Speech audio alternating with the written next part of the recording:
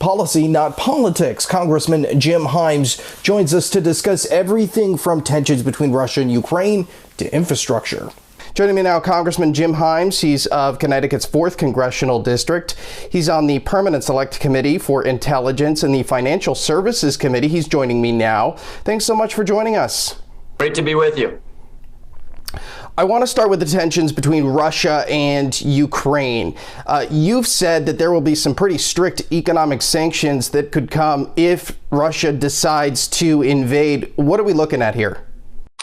Well, we're basically looking at the isolation of Russia from the international community, and that means everything from payment systems to their ability to sell the one thing they sell to the world, which is energy.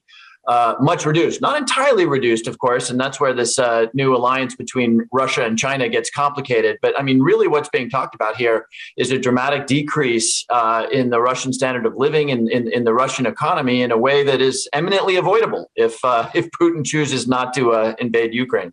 What does the situation look like right now? Well, it's still an enormously dangerous moment, right? With, close to 140,000 troops crowded around Ukraine's border, Ukraine basically surrounded by the Russian military, Belarusian forces. And even though over the last couple of days, we've seen some indication from the Russians that maybe there's more time for negotiation, the Russians are, famous for their misdirection, famous for their false flag operations. So I think until we start to see significant Russian troops moving away from the Ukrainian border, it's still a very nervous moment. I want to switch gears here for a second. Pun very much intended. You'll see what I mean in a second. But you are on the Select Committee of Economic Disparity and Fairness and Growth, and you've discussed there are different areas within our infrastructure that have historically targeted marginalized and underserved communities, one of which, something cars drive on, highways.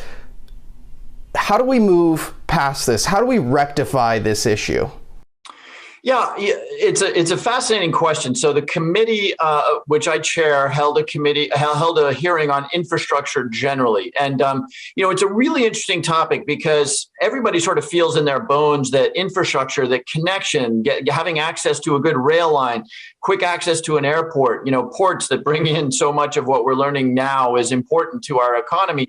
That stuff is really the foundation upon which we build national prosperity. But, and here's what gets to your question, I'm sitting right now 25 miles north of the Cross Bronx Expressway, right, which was part of the interstate highway system, which, the interstate highway system bound this country up and created huge economic wins. It also destroyed a neighborhood in the South Bronx.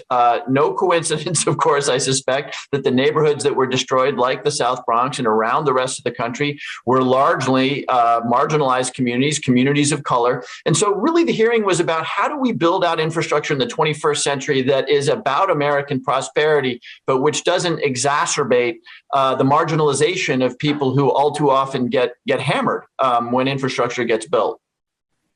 And any kind of concrete things that we're looking at right now? Yeah. So, of course, the Congress passed and the president signed a historic infrastructure bill. The biggest investment we've made in infrastructure probably since the 1950s.